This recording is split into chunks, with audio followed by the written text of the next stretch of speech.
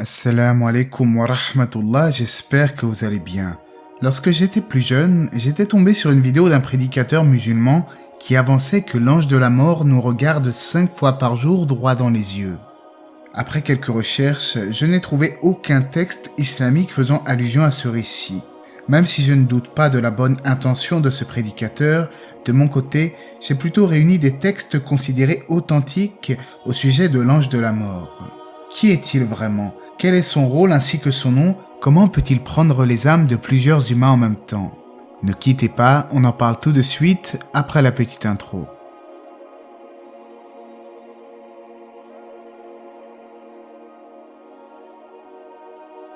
On entend souvent dire que l'ange de la mort s'appellerait Azraïl. Or, à ma connaissance, cela provient des récits israélites. Il est donc plus prudent de ne rien affirmer à ce sujet. En définitive, il n'y a rien d'authentique dans les textes islamiques concernant le nom de l'ange de la mort.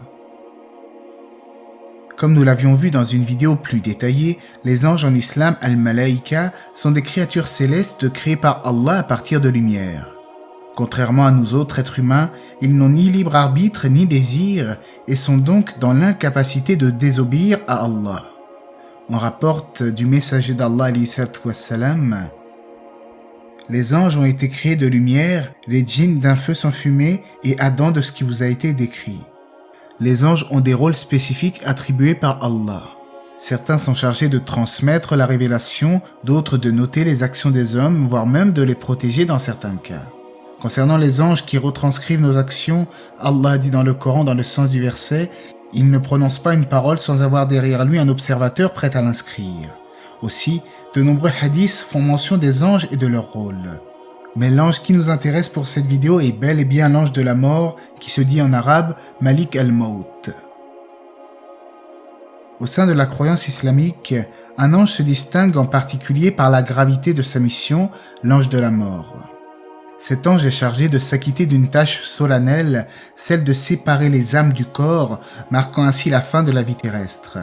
Sa mission est donc d'extraire l'âme du défunt. En vérité, il ne le fait pas de son propre chef, mais exécute simplement l'ordre divin. Allah dit dans le Coran, dans le sens du verset, dit « L'ange de la mort qui est chargé de vous vous fera mourir, ensuite vous serez ramené à votre Seigneur. » Il faut savoir que l'extraction de l'âme peut différer en fonction des individus. Pour les croyants vertueux, l'extraction est douce, tandis que pour les impies et les pécheurs, elle peut s'avérer extrêmement difficile. Dans certains hadiths rapportés par Al-Bukhari et Muslim, le messager d'Allah alayhi salatu wassalam explique que l'âme du croyant sort telle une goutte qui s'écoule d'un récipient, tandis que pour la mauvaise âme, l'âme s'accroche au corps et doit être arrachée de force. Aussi, on pourrait se demander comment l'ange de la mort peut-il récolter plusieurs âmes simultanément. À cet effet, Cheikh El-Housseymine a expliqué que l'ange de la mort a bel et bien la capacité de prendre plusieurs âmes en même temps, même si elles ne sont pas toutes au même endroit. De surcroît, si un groupe d'êtres humains périt au même moment, cela ne pose aucun problème à l'ange de la mort. Cheikh El-Housseymine attire l'attention sur le fait que cela n'a rien d'étonnant car les anges sont différents des êtres humains. Allah a donné aux anges une immense capacité, plus grande encore que celle des djinns. En fait, comme l'explique Cheikh Housseymine, les djinns sont plus forts que les humains et les anges sont plus forts que les djinns. L'ange de la mort est donc très capable de saisir plusieurs âmes en même temps et il ne fait en cela qu'obéir à Allah. Allah dit dans le Coran au sujet des anges, « Ne désobéissons jamais à Allah en ce qu'il commande. » Ainsi, il n'est pas possible que l'ange de la mort dévie de ce qu'Allah lui a ordonné. En fait, les lois de la physique que nous connaissons ici-bas sont en réalité différentes des lois qui régissent le monde de l'invisible. Il y a également des anges qui assistent à l'agonie du défunt.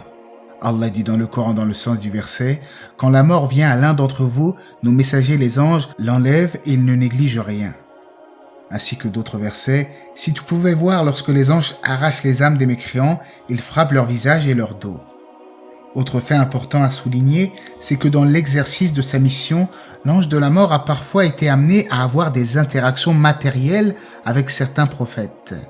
En effet, parmi les prodiges liés à la prophétie, certains prophètes ont eu l'occasion d'être confrontés physiquement à l'ange de la mort. L'un des récits les plus célèbres concernant l'ange de la mort est sa rencontre avec le prophète Moussa, Moïse alayhi salam. Selon un hadith rapporté par Al-Bukhari, l'ange de la mort s'est présenté à Moussa sous forme humaine. Moussa, ne l'ayant pas identifié clairement, s'attaqua à ce dernier jusqu'à lui crever un œil. Après cela, l'ange de la mort est retourné vers Allah et lui a expliqué ce qui s'était passé. Après cela, l'ange de la mort est retourné vers Allah et il a été renvoyé auprès de Moussa sous une forme reconnaissable cette fois-ci. Ce hadith prouve la grande force de Moussa et l'humilité de l'ange de la mort ainsi que sa servitude dans sa mission. Également, selon un hadith rapporté par At-Tirmidhi, le prophète Adam avait demandé à Allah d'octroyer 40 de ses propres années de vie à un prophète parmi sa descendance, Daoud alayhi salam. En effet, le prophète Adam avait initialement 1000 ans et, arrivé à 960 ans, l'ange de la mort lui apparut, mais il refusa car il avait oublié les 40 ans donnés à Daoud. L'ange de la mort lui rappela ce qu'il avait alors jadis oublié, et à partir de là, les fils d'Adam n'ont cessé d'être sujets à l'oubli. Il y a également une autre rencontre, la rencontre de l'ange de la mort avec le prophète Mohammed, alayhi salatu wassalam, une rencontre remplie d'émotion et de respect. À cet effet, l'ange de la mort s'est manifesté au prophète comme il l'a fait avec d'autres prophètes. On rapporte que lorsque le prophète alayhi salatu wassalam était sur le point de rendre l'âme, l'ange de la mort n'a pas simplement saisi son âme, mais il lui a plutôt demandé la permission d'entrer en toute humilité. Certains avancent sans preuve à l'appui que lorsque tout finira par disparaître en cette terre et que l'ange de la mort lui-même devra périr, il dira alors à Allah « Ô Allah, si j'avais su à quel point la mort est difficile, je ne me serais jamais engagé dans une telle mission. » On sait cependant que l'imam Al-Qurtubi a rapporté un récit similaire dans un de ses ouvrages, mais sans chaîne de transmission. La narration en question explique que lorsqu'Allah fera mourir l'ange de la mort après la mort de toutes les créatures, ce dernier dira « Par ta puissance, si j'avais eu connaissance des affres de la mort, je n'aurais jamais donné la mort à un croyant. » Là encore, à ma connaissance, ces dires ne sont appuyés sur aucun texte connu du Coran et de la Sunna authentique. Parmi les leçons à tirer des récits sur l'ange de la mort et sur la mort elle-même, on peut citer le fait de se rappeler du côté éphémère de la vie et que chaque seconde qui passe nous rapproche inexorablement de la mort. Allah nous informe que toute âme doit goûter à la mort, tout est voué à disparaître, illallah, sauf Allah bien entendu. Puis, nous serons ressuscités pour rendre compte de nos actions. La présence de l'ange de la mort est donc un rappel sur le fait que cette vie est une transition vers une autre phase de notre existence. Le corps s'arrête de fonctionner, mais l'âme et la conscience subsistent. Allah dit dans le Coran dans le sens du verset, « Ne pensez pas que ceux qui sont tués dans le sentier d'Allah sont morts, au contraire, ils sont vivants auprès de leur Seigneur, bien pourvus. » Les textes islamiques indiquent clairement que la nature de notre rencontre avec l'ange de la mort dépendra de la façon dont nous avons vécu notre vie. Pour ceux qui ont vécu une vie de piété, la rencontre sera donc paisible et agréable. Mais pour ceux qui ont vécu une vie de débauche et se sont écartés du droit chemin, cette rencontre risque d'être terrible. Cela est un rappel puissant qui démontre que nos œuvres ici-bas ont un impact sur notre vie après la mort. En ce sens, le prophète alayhi salatu wassalam nous enseigne « Souvenez-vous souvent du faucheur des plaisirs », c'est-à-dire de la destructrice des plaisirs, la mort. Cette conscience de la mort ne devrait pas pour autant nous réduire à l'angoisse, mais plutôt à une réelle prise de conscience sur la réalité de cette vie et la nécessité de se préparer pour l'au-delà. Bien que l'ange de la mort soit une figure assez mystérieuse qui suscite parfois l'effroi, il s'agit de ce rappel des vérités fondamentales de la vie mondaine.